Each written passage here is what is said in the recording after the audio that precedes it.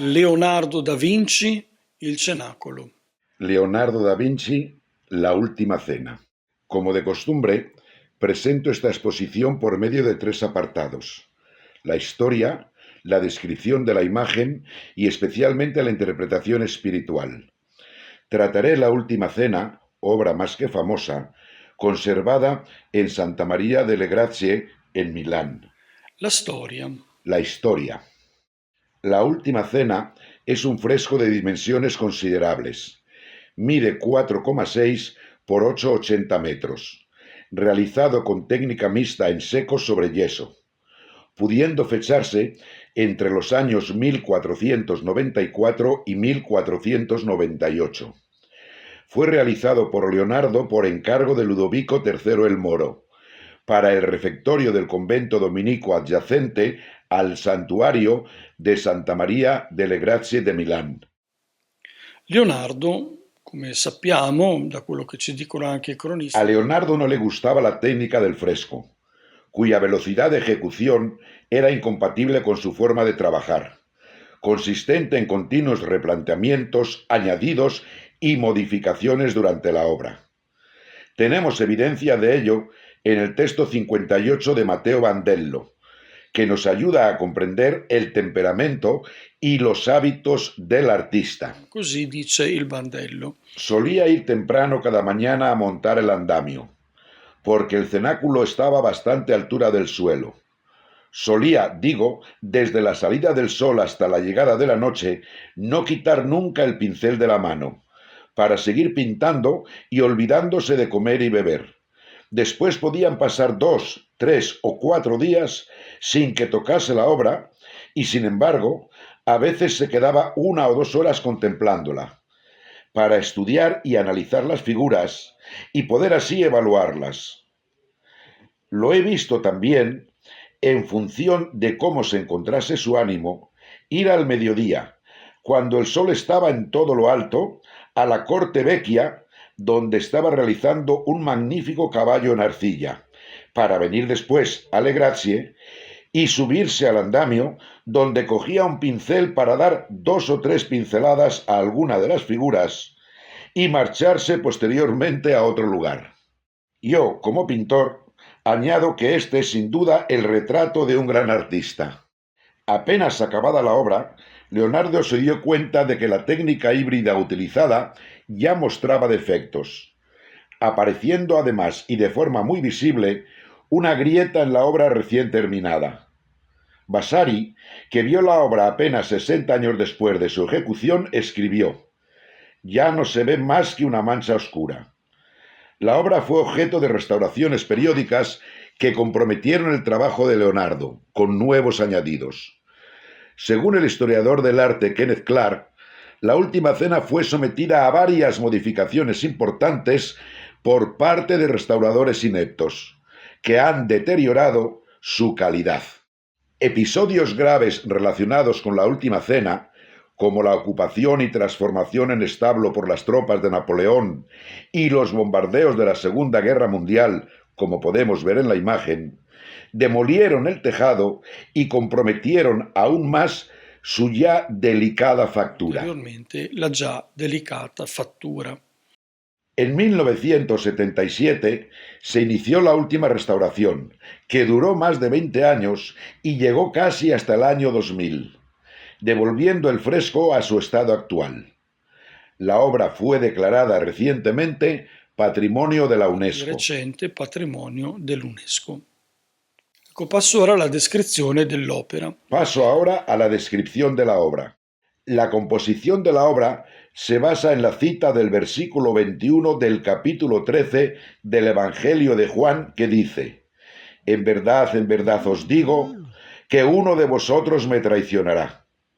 Y se basa en la tradición consolidada de los cenáculos florentinos.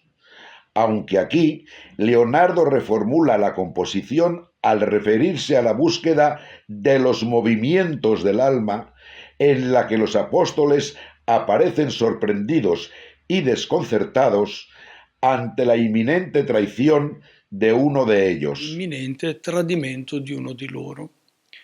L'ambientazione remota vede il cenacolo all'interno del El escenario contempla la última cena en el interior del refectorio de los dominicos milaneses de Santa María delle Grazie y ofrece una lectura amplia que se construye a la luz de la crucifixión, pintada en la pared opuesta por Montorfano. Entrando en detalle, podemos ver que en el fresco de Leonardo se sitúa en primer plano la mesa de la última cena, con la figura de Cristo en el centro. Jesús aparece aislado y se le representa con la cabeza inclinada y los labios insinuando las palabras que acaba de pronunciar sobre la traición inminente. En verdad os digo que uno de vosotros me traicionará. La composición, una especie de refinado trampantojo, recrea un ambiente más allá del ambiente del refectorio, gracias a elementos elementales de perspectiva en los que el suelo, el artesonado, los tapices y sobre todo las tres ventanas del fondo producen de forma clara sfondamento un dello efecto spazio. de profundidad del espacio. Attorno a Cristo sono disposti gli apostoli a gruppi di 3. Los apóstoles están dispuestos alrededor de Cristo en grupos de 3, pero en equilibrio simétrico. El efecto resultante es el de ondas sucesivas que se extienden desde la boca de Cristo a medida que pronuncia las palabras de traición y genera estados de ánimo más fuertes y visibles en los apóstoles más cercanos y más moderados e incrédulos en los del final. Cada condición psicológica se explora en profundidad en la composición, a través de la teoria de los movimientos del alma de Leonardo. Appunto questa teoria leonardiana a cui ho già accennato dei moti dell'anima. Pietro con la mano destra poi Pedro sostiene el cuchillo con su mano derecha y se inclina hacia adelante y sacude a Juan, preguntándole en referencia a la traición: «Di quién es aquel al que se refiere». Judas, agarrando la bolsa con el dinero de la caja, retrocede con mirada culpable mientras vuelca el salero. rovescia la saliera. En el extremo derecho, de izquierda a derecha, Mateo, Judas Tadeo y Simón expresan su desconcierto e incredulidad. Santiago el Mayor abre los brazos con asombro. A su lado, Felipe se lleva las manos al pecho, protestando y afirmando su inocencia. È probabile che Leonardo abbia ricevuto Es probable que Leonardo recibiera sugerencias teológicas para la composición por parte del prior dominico Vincenzo Bandello. De hecho, la espiritualidad dominicana dio gran importancia al tema del libre albedrío, según el cual el hombre no está predestinado, sino que puede elegir libremente entre el bien y el mal. De hecho, Judas es representado de manera diferente en los cenáculos florentinos, como vemos en este de Ghirlandaio, en el que aparece ya discriminado por su posición aislada y frente a Cristo y los demás apóstoles. Leonardo, por el contrario, lo sitúa detrás del panel en línea con los demás apóstoles y lo representa con la caja del dinero, como ya lo hizo el Beato Angélico en el convento de San Marcos de Florencia. Conviene recordar que el Beato Angélico era también dominico, por lo que tenía los mismos planteamientos teológicos. Le medesime concezioni teologiche. Nella letteratura, en el plano literario, sobre la obra de la Última Cena de Leonardo, destaca la reciente novela de Dan Brown, El Código da Vinci, por su insistencia en identificar al apóstol Juan, la figura a la derecha de Cristo con la cabeza inclinada, con María Magdalena. Brown utiliza algunos detalles de las pinturas para sugerir aún más la tesis de que María Magdalena era la esposa de Cristo. Tesi secondo cui Maria Maddalena sarebbe stata la moglie di Gesù. Esta imaginativa hipótesis puede ser refutada mediante un conocimiento cuidadoso y realista del fresco, ya que la aparición de Juan forma parte integrante de la iconografía de la época, encontrada en todas las últimas cenas pintadas entre los siglos XV y XVI, en las que se representa al apóstol Juan, el más joven y designado como el amado por excelencia por Cristo, como un adolescente de cabello largo y de rasgos dulces. En particular, cabe recordar que en la leyenda dorada del obispo Jacobo de Baratze, una leyenda medieval, Juan es descrito como un joven virgen, cuyo nombre significa «en él estaba la gracia». En él, de hecho, estaba la gracia de la castidad de su virginal estado. Pasamos ahora a la interpretación espiritual, que es el objetivo de esta breve exposición. La comprensión profunda de una obra como la Última Cena de Leonardo da Vinci solo se logra mediante su reubicación en su contexto original. De hecho, acostumbrados como estamos a la comprensión museística de las obras, normalmente consideramos estas obras desde el punto de vista de las ideas, como si estuviéramos describiendo un organismo sin vida. Un fresco como la Última Cena cobraba vida propia, inervando e informando desde el punto de vista simbólico el convento de los frailes dominicos de Santa María delle Grazie, quienes, siguiendo su vocación monástica, tejían su tiempo y sus días a la luz de la palabra de Dios, con miras a la santificación personal y comunitaria. Este será mi punto de partida y la clave para interpretar en un contexto remoto más amplio la cena de Leonardo, dejando de lado tantos lugares comunes. Os pido paciencia para seguirme, pues puede parecer que hablo de otras cosas, pero en realidad os mostraré cómo el conocimiento de una obra como esta en su contexto cambia nuestra manera de entenderla.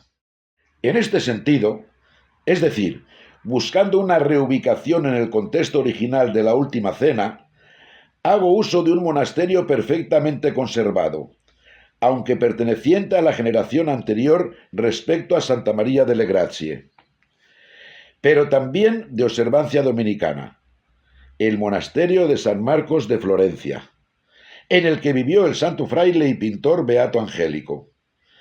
Leeré por analogía los aspectos de la vida cotidiana de los frailes, entrelazados con las obras de arte reubicadas precisamente en el contexto original, buscando una interpretación viva y eficaz de su contexto.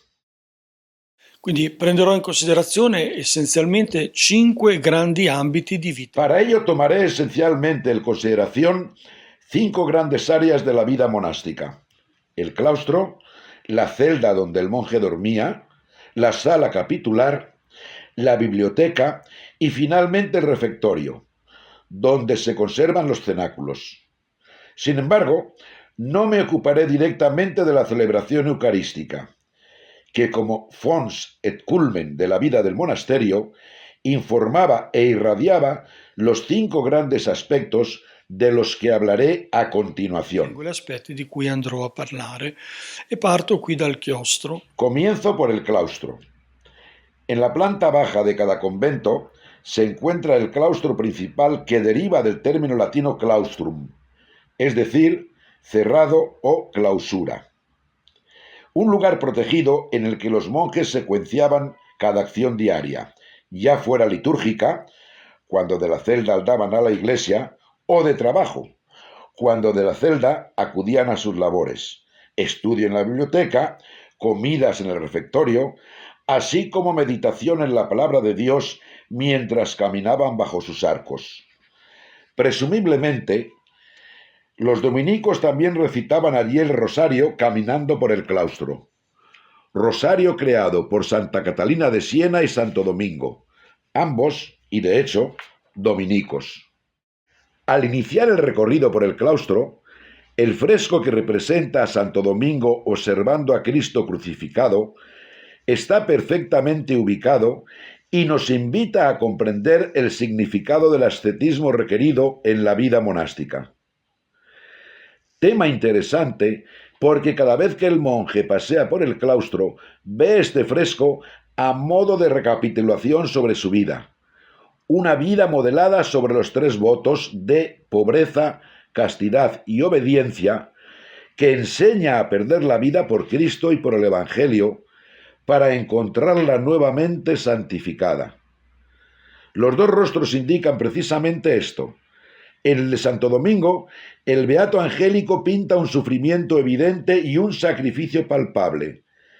Pero cuando Domingo levanta la mirada, se encuentra con el rostro de Cristo que se abre a la sonrisa y a la alegría, signo de una meta alcanzada, es decir, la santificación y la vida eterna. En el centro del claustro solemos encontrar un árbol de gran tamaño, como en este caso. Otras veces, y en otros monasterios, encontramos una fuente. Su interpretación se basa en la analogía con las parábolas de la semilla del capítulo 4 del Evangelio de Marcos.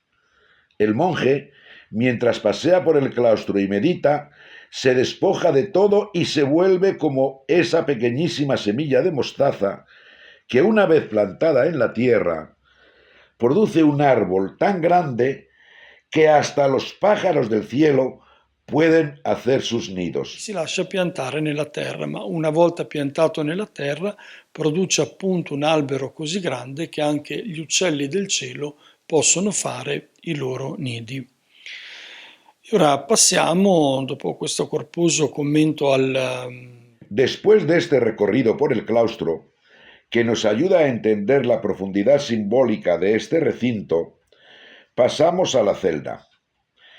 Si en la planta inferior del convento encontramos un claustro que conecta y articula todas las actividades monásticas, en la planta superior se disponen las habitaciones de los monjes, pensadas para el descanso nocturno y para el estudio. Su nombre es fascinante, aunque traducido al español suena siniestro debido al término convencional celda, que inmediatamente recuerda la triste condición de prisión forzada, mientras que originalmente hacía referencia al término latino cielum, precisamente el cielo. Significa, por tanto, que cuando el fraile toma en serio este tipo de vida monástica, se vuelve tan rico en su unión con Dios que cuando sube a su alojamiento por la noche no ve el techo, sino que lo ve como si se abriera encima de él para permitirle contemplar y disfrutar las cosas del paraíso. Non vede il soffitto, ma appunto vede il celum e lo vede spalancarsi davanti a sé. Vede un cielo che gli si spalanca permettendogli di contemplare e di godere appunto delle cose del paradiso.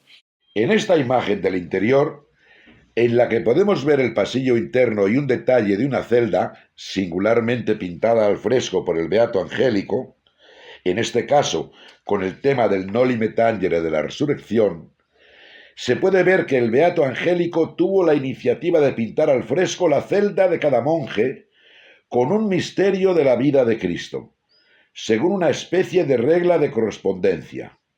La natividad para un monje deprimido, la crucifixión para un monje un tanto superficial, la resurrección para un monje con dudas, etc. Estos curiosos detalles nos ayudan de forma eficaz a penetrar en la vida de un monasterio, inervados también por el humor y la energía vital que se disfruta a partir de una experiencia de fe tan completa. Pasamos ahora a la sala capitular, que es el lugar donde el prior se encuentra con la comunidad en una perspectiva sinodal, compartiendo las inquietudes y cuestiones para la gestión del monasterio.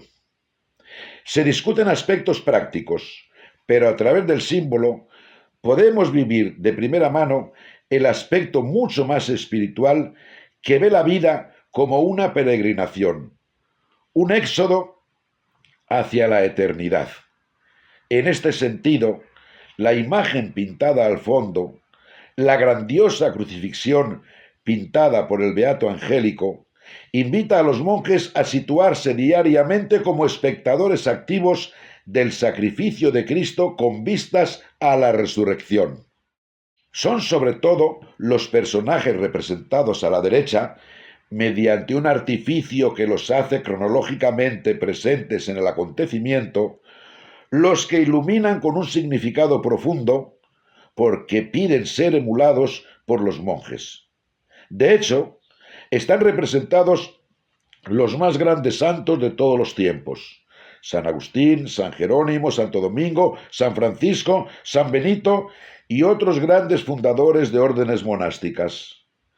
El monje que se sienta en los bancos del capítulo en torno a su prior está, por tanto, instruido a perseguir, incluso con las limitaciones de la vida diaria, un ideal de identificación con estos ejemplos y modelos a imitar. Della fede e modelli per lui da imitare. Ora passo ahora a describir la biblioteca. Renunciando al conocimiento que naturalmente se deriva de la observación de la naturaleza a través de los 5 sentidos, el monje alimenta día a día e inexorablemente su conocimiento, sobre todo a través del órgano del oído, escuchando la palabra de Dios y los comentarios autorizados de los maestros espirituales que le han precedido en el signo de la fe. La biblioteca del convento se presenta así como un pequeño templo, aquí incluso construido con 3 naves, como si fuera el lugar en el que se celebra el culto. Llegamos por fin al refectorio. El refectorio es el punto de llegada de esta reflexión analógica que permite comprender la profunda dimensión simbólica de los lugares del monasterio y las profundas analogías que enriquecían la vida cotidiana del monje. Estos inmensos espacios, que a menudo albergaban hasta un máximo de 100 monjes, seguían una distribución bien establecida, que generalmente se desarrollaba en torno a 2 frescos opuestos. En un lado estaba pintada la crucifixión, generalmente en la parte trasera, mientras que en la cabecera del refectorio tenemos la escena igualmente dramática de la última cena. Sobre todo, inmediatamente debajo de la persona de Jesús, se encontraba el lugar privilegiado asignado al abad del monasterio, en evidente búsqueda de la analogía entre el abad, padre de los monjes, y el mismo Cristo, cabeza de la Iglesia. Padre dei monaci e Cristo stesso capo della Chiesa. Nel cenacolo di Santa Maria delle Grazie si ritrovano parimenti. En el cenáculo de Santa María delle Grazie se encuentra también el extraordinario fresco de Leonardo en la cabecera, frente al fresco pintado por Donato di Montorfano en el lado opuesto. Vemos que en un momento concreto se practicó una abertura en la pared, donde originariamente estaría la silla del abad, quien, a imagen de Cristo, guía a la comunidad de los monjes. Actualmente olvidamos la ubicación contextual originaria y es un ejemplo típico de arquitectura contemporánea, lectura que, siguiendo a Vasari, se centra en el artista Leonardo, considerado como un genio, lo cual empobrece considerablemente la interpretación profunda de esta obra maestra. L'interpretazione profonda dei capolavori. Ora, un monaco. Un monje del siglo XV, al ver estas 2 escenas una enfrente de la otra y contemplarlas mientras comía, el cenáculo y enfrente la crucifixión, comprendía ante todo que para él comer y beber eran la continuación ideal de la última cena, en la que el abad, como lo era antes Cristo, conduce a su comunidad hacia los pastos de la eternidad. Ejercicio sumamente ascético en el que la cruz y la Eucaristía se reúnen mutuamente recordando la palabra de la cruz. Si alguno quiere venir en pos de mí, niéguese a sí mismo, tome su cruz y sígame. Porque el que quiera salvar su vida la perderá, pero el que pierda su vida por mí y por el Evangelio, la salvará. Mia e del Vangelo la salverà.